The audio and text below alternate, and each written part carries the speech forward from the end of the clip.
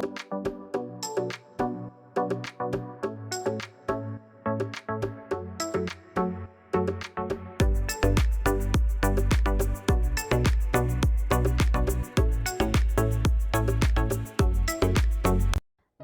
আলাইকুম everyone, welcome to decor your life.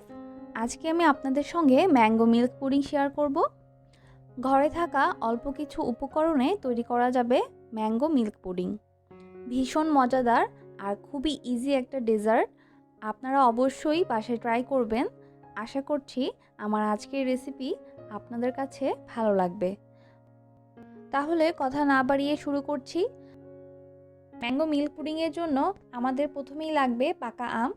এখানে আমি একটা বড় সাইজের পাকা আম ছোট ছোট করে কেটে নিয়েছি। এখন আমের টুকরাগুলোকে ব্লেন্ড করে নিচ্ছি। আজকে আমের পুডিংয়ের জন্য আমের পিউরি লাগবে।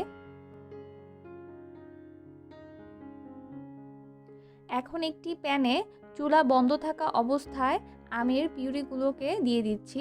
সঙ্গে দিয়ে দিচ্ছি আমি 3 টেবিল চামচের মতো চিনি। আগার আগার দিয়ে দিচ্ছি 1 চা চামচ। চিনিটা আপনারা বাড়িয়ে কমিয়ে নিতে পারেন আপনাদের পছন্দ অনুযায়ী। আর দিব হাফ কাপের মতো পানি। এখন আমি সব উপকরণগুলোকে ভালো মতো মিশিয়ে নিচ্ছি।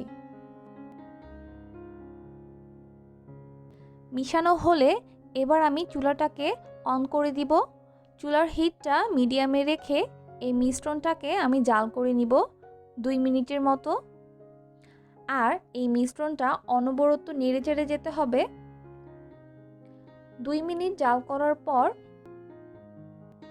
এই ম্যাঙ্গো পিউরিটা আমি একটা পাত্রে নিয়ে নিচ্ছি গরম থাকা অবস্থায়। এবার এই ম্যাঙ্গো পিউরিটাকে ফ্রিজে নর্মাল চেম্বারে রেখে দিচ্ছি 30 মিনিটের জন্য। 30 মিনিটের মধ্যে এই ম্যাঙ্গো পিউরিটা খুব সুন্দরভাবে সেট হয়ে যাবে।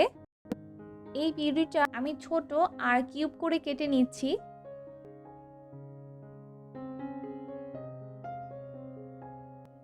কেটে নেওয়া হয়ে গেলে এগুলোকে আলাদা করে নিব। এবার এটাকে একটা সাইডে রেখে দিচ্ছি। এখন আমি পুডিংয়ের জন্য মিল্কটাকে রেডি করে নিব। একটা প্যানে আমি 1/3 কাপ চিনি নিয়ে নিচ্ছি। সঙ্গে নিচ্ছি 1 চা চামচ আগার আগার পাউডার।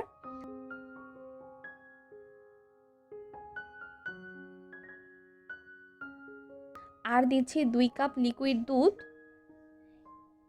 এবার আমি সবগুলোকে একসঙ্গে মিশিয়ে নিচ্ছি এবং চুলাটাকে অন করে নিচ্ছি। আর মিডিয়ামে হিটে এই দুধটাকে আমি জাল করে নিব ফুটে ওঠা পর্যন্ত।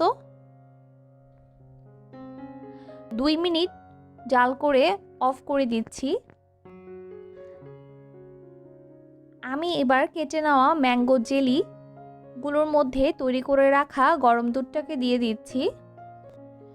সম্পূর্ণ দুধটা দেওয়া হয়ে গেলে আমি 5 মিনিটের জন্য এটাকে রেখে দিব। 5 মিনিট পর আমি ম্যাঙ্গো জেলিগুলোকে ঠিক এইভাবে উল্টে পাল্টে দিচ্ছি।